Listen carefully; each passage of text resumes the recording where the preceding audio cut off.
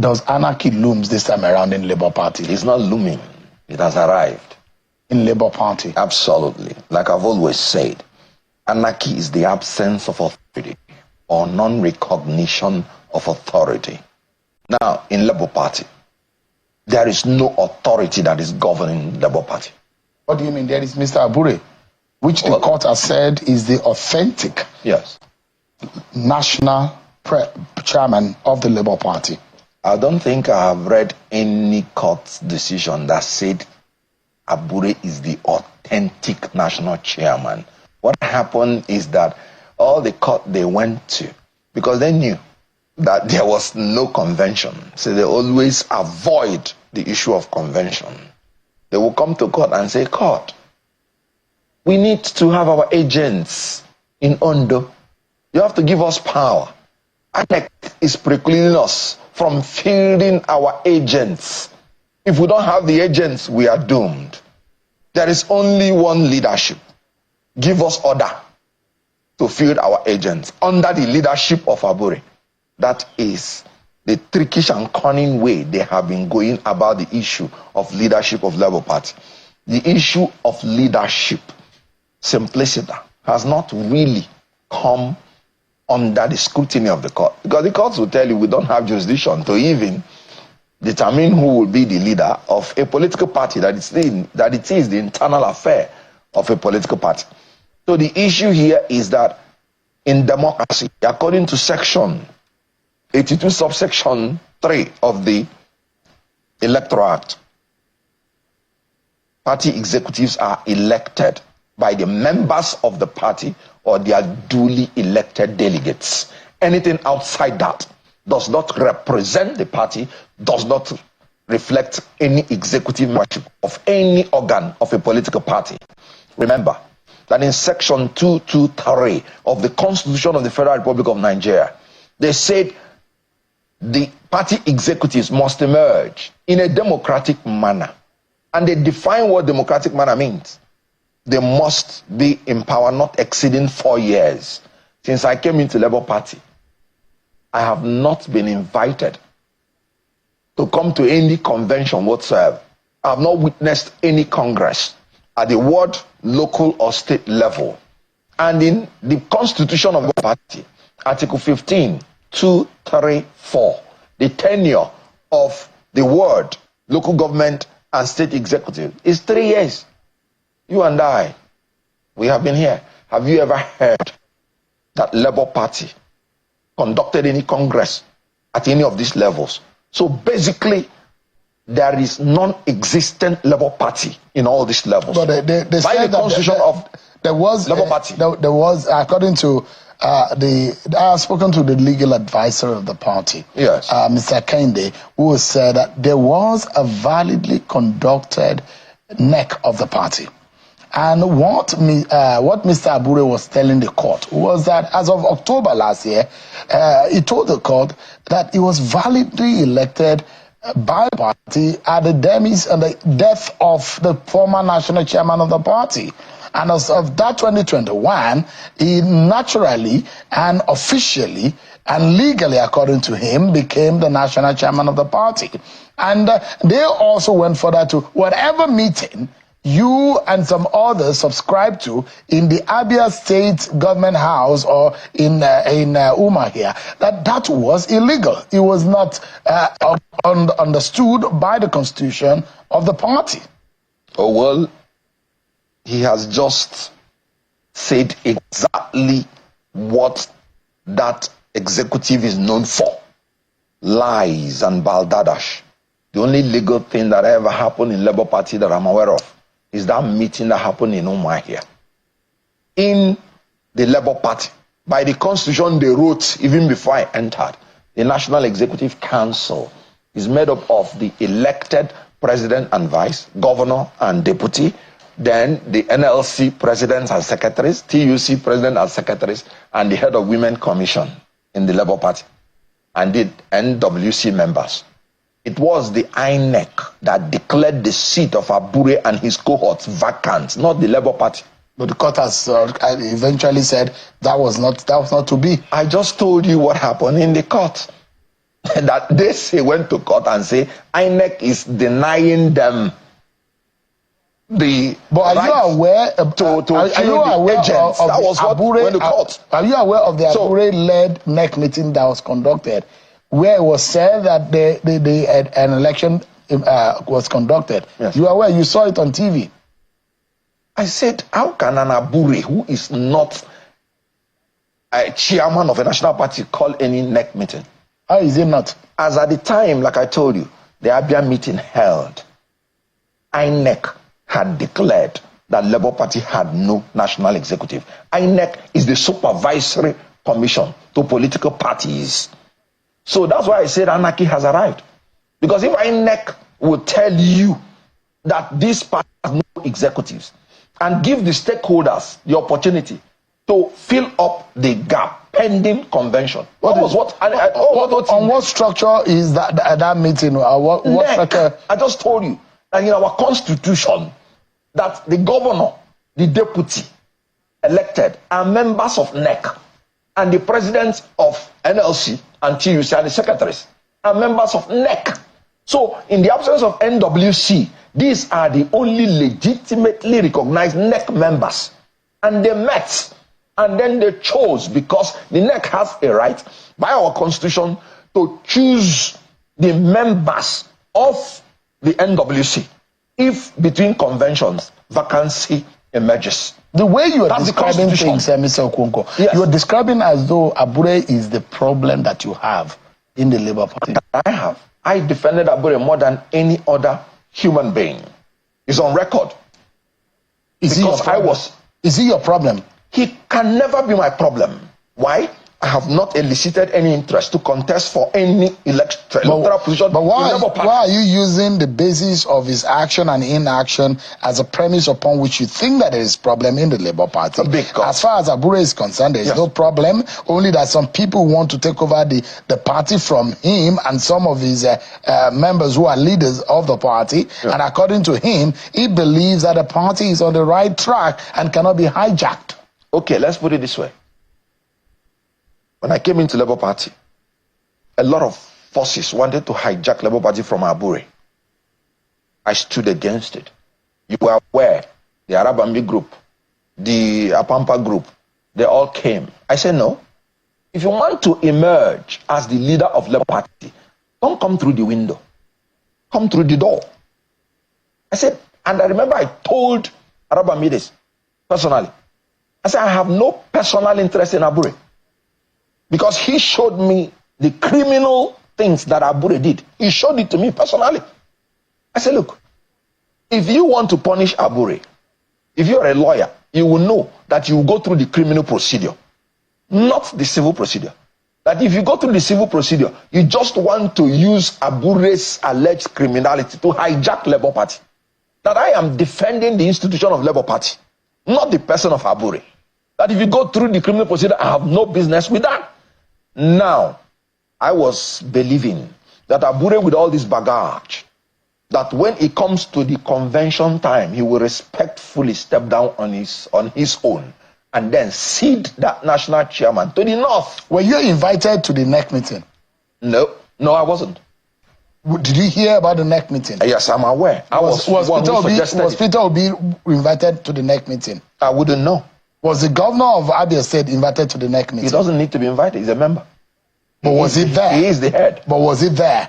I said he's a member and he's the head. So he's the one who ought to invite others. So that's the point I'm making. Yes. If Mr. Abure said there was a NEC meeting. Abure cannot call a NEC meeting. If we were in a place where rule of law. According to the constitution of the Labour Party, yes, the NEC meeting, as agreed by stakeholders and the caucus of the party, agree on a date, and it could be convened by the leadership of the party, which is the NWC. No, NWC was non-existent when that meeting held by the authority of INEC, and there was no court decision then. So it behoves on the governor of Abia State, Alex Oti, absolutely, to assume naturally the leadership of the party. Absolutely. As an elected official of the party, the only governor of the Labour Party. Do you think Abure is a problem of Labour Party? He is. And until he leaves, the party cannot be healed. He's gone. But the court system he exists. That is why the party is going. Because the party has no power to dictate any leadership to any people. Now that you are jumping ship, Mr. Okonkwo, so you are giving up on the Labour Party. First of all, I am not jumping any ship. I am simply escaping from a sinking ship. Yeah, you have jumped out of the ship anyway. No. That's a matter of jumping. I am saved. Either you are jumping out or jumping. That is sinking. That's a different thing. So if the ship was sinking, you are jumping out of it. That's what I'm saying. You know, you're jumping into safety. But let's put it this way. I came into politics for good governance. I didn't come into politics aspiring for any position. You know what Jesus Christ will say? He said, the kings of the Gentiles lord over people, but he that should be the greatest among you shall be your servant. I came to politics to serve because my faith made it upon me, put it upon me, that wherever I am, I should look for the interest of the people, being their servant. Now, when I came into Labour Party, I saw people who have not even tested any fortune in their lives, who is using Labour Party as a tool to enrich themselves. If a man is serious that in 2037 he wants to bring a Southern presidential candidate, how can that same man be coming from the South, angling to be the national chairman of that same party? That would be voodoo politics in Nigerian reality. Because what sunk PDP in the 2023 election was that sentiment that the presidency ought to be zoned to the South. Atiku Abubakar, having taken over the presidency, they pleaded with him, please cede the post of the national chairman to the South. He still refused. And PDP is where it is today. So anybody from Labour Party who is from the South and who is saying he wants to be the national chairman and wants to put a Southern presidential candidate in 2027 is simply dishonest. Because he knows that the North cannot accept any party that does not have any northern input, either as the national chairman or the presidential candidate of the party. The South rejected it in PDP. So Abure is not looking for any Labour Party person to be president. He's looking for his pocket. Because according to, realities, they are men of their pocket. They are men of, not men of the people. Those are extreme, power, extreme allegations, yes, which you may not be able to solidly find evidence. If you say Abure is a man of his pocket, oh sure, that's an extreme allegation. What is extreme? To demean or impugn on his integrity. What is? I was just citing people. Arabambi came in and told the whole world that he has a criminal report from the police indicting Abure on certain issues. I saw it myself. Now, the National Treasurer of Labour Party came out openly and said Abure forged her signature to take money. Has Abure sued her? The former National Deputy Chairman of Labour Party, one Mrs. Lebeke, came out and said Abure forged her signature. Has Abure sued her? So I have the right to tell you that this is a man who is a serial forger of people's signatures, because Paul came out openly to say it and he did nothing about it. But should Mr. Abure take you on this legalist? Can you defend what you are saying? I said because I just quoted sources who are public. But does it mean that they are right? Are you taking me on? No, it's a judgment on his person at the courts, which should be able to adjudicate whether Mr. Abure is a criminal or not. First of all, I would so much appreciate him to do that tomorrow. Really? I said, what I'm saying is even a tip of the iceberg. I am an insider. And again, in law, if you cite a newspaper, for instance, there is nothing wrong with that. All I'm saying, I just called names and cited people who made comments. So they are not Kenneth Okonkwo's comments. So the reason why you are against Mr. Abure is not only because you think that there are allegations of criminal nature against him. You are also saying that there might be some external influences and forces using Mr. Abure to destroy the Labour Party. Those are some of the things they are describing. Is that really so? Now, let's look at it this way. There was an Arab Ambi who said at all costs Abure must be removed and Abure must go to jail. This was Arab Ambi's stand. I took him on that. The same Arab Ambi is telling you that Abure is the best thing that can happen to the Labour Party. The same set of people who are saying the ticket is no longer reserved for anybody are saying the ticket is reserved for Peter Obi. Are they talking as people who are not being manipulated from outside? You can see it yourself. So there are external forces who are manipulating the Labour Party. There has to be external forces in any association that you belong to. You must anticipate it as given, because there must be spies from other parties in your own affair. So Labour Party is infiltrated? Like every other party. It is normal and natural. But it's unfortunate that it is the leadership that are the collaborators. If you, without reason, begin to accept the people who you were sending me to go and confront, Abure was sending me to confront the Arab Ambis. And then, without reason, you're telling me you accepted them. What reason is that? The reason is because Arab Ambi them wanted to hijack the Labour Party from the back door. Now it is Abure that is trying to hijack the Labour Party from the back door. So they now have a common front, because they might now have a common principle. Abure them were telling us that the ruling party was sponsoring the Arab Ambi people. They were saying it then openly. So now that Arab Ambi is with him, I have the reason to say he has joined the people that the ruling party is sponsoring. You are still a member of the Labour Party up until the 25th. Yes. So as of today, you are still a member. Because I dated my retirement, as in, but you know, I am on terminal leave. So you are returning to the APC? First of all, I have told you before, and at the risk of being misunderstood, that I don't use the word never in anything that I am doing. Never belongs to God. But why did I leave APC in the first place? They were a party that was moving Nigeria in the wrong direction, security-wise, economy-wise. And I waited to see whether if there is a new government, when there is a change of power, we could see a new lease. Then Tinubu came in and then decided to choose a fellow Muslim to become his vice president. In addition to the security problem, in addition to the economic problem. So Tinubu now displayed that he is a man that is cantankerous to the spirit of diversity. I was telling my Muslim brothers that it's not about religious sentiments. It's about that a man who does not recognize our religious diversity will not recognize our ethnic diversity. That is simply a man who is cantankerous to the spirit of our diversity. What is happening today? The Muslims are suffering most in this country because it's about using them to acquire power. He just gave posts to the north without power and gave power to his people.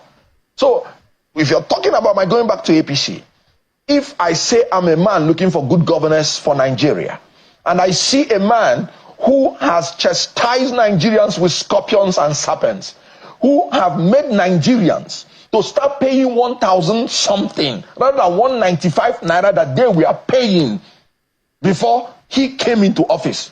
If I say I'm going back to APC to meet a country or a party where the leaders, a general who is a man of the DG of NYSC, is still picked on the road like a common criminal. We are in my place, Southeast. You could see how a member of the House of Assembly was killed and his corpse deposited along the road. If I see all these things and I get back to APC, then I am not serious when I say I'm fighting for good governance. Let me tell you, I will be the first to admit if APC changes today and is doing good for Nigeria.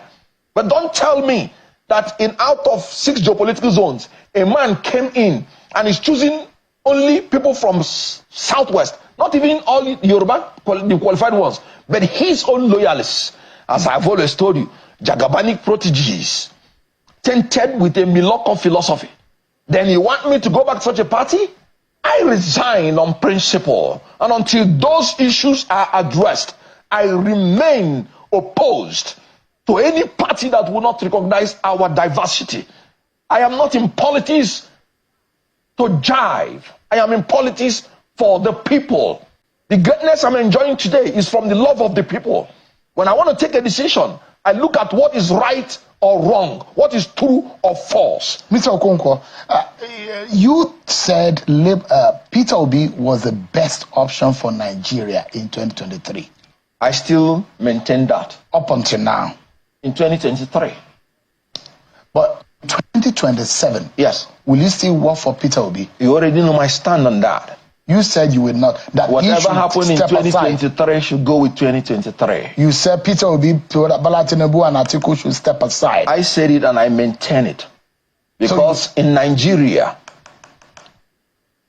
people will not give you their mandate and you treat it with levity. You must do everything decisively to secure it. Unfortunately, nature has bestowed on us the duty that in Nigeria you will not only win election, but you have to fight for your mandate. It has become part of our democratic. So what party are you going to? And remember, I told you that the indecisiveness of what happened in Labour Party was the last straw that broke the camel's back. And you blame Peter Obi for it? I blame everybody, including myself. We must all take collective responsibility for the anarchy in Labour Party. I saw it coming. I am a trained administrator before I even became an actor. And when I see crisis coming 1,000 kilometers, I cite it. And I'll tell people, let's take it out. When I was saying anarchy looms, we have not come to this level. Now we've come to a level where you have caretaker committee that is chosen by all the members, stakeholders of Labour Party. And you have another set of clowns claiming that they are leadership of the party. And they will use all means to sustain themselves in power. They will use all legal abracadabra. They will use all, because they are looking for their pockets. So who will then, if you think Peter Obi for now, is not good enough on the next party, the APC is not good enough, are you going to be the PDP? Which party have you decided to go for? For now, I have not made a decision on the party I want to go in. And if I do not see any party that has clear direction on the welfare of the Nigerian people, I will sit down and take it up in prayers. I would not join any party, except to my own understanding, it's a party that has a clear direction to the welfare of the people. So Labour Party is a gunner as far as you're concerned. It's not a platform that can be of good to any Nigerian going forward. Labour Party cannot even rescue itself. So how can it talk about rescuing Nigeria? I've just told you. What about Peter Obi and a possible coalition that can change things around? You just say coalition. That is the best alternative that the opposition people would have to take. If they take Peter Obi, would you work for him? Now, you're coming into democracy. If the whole opposition should come together as one, and I decide that I have seen that this collectivity have the interest of Nigerians at heart, whoever they bring out, if I'm in the mood, why not? On a final, I'm not in person against anybody. On a final note, where do you see this nation headed, and what do you think is the panacea or the solution to our present challenges? Free, fair, credible, verifiable, and periodic election. If we have this, 20 years from now, Nigeria will be a first world nation. There's something about Nigeria. They know how to adjust to any situation once there is honesty in that situation. Oh, how I miss Jonathan now. If only because we're moving towards the direction of free, fair, credible, and verifiable election. I will not guarantee you that democracy will not trump up some crazy leaders from time to time. but democracy will still take them out when democracy realizes that these leaders are crazy. But if you don't have free, fair, credible election, you will bring crazy leaders and they will crazily destroy the system, and there will not be any opportunity to take them out.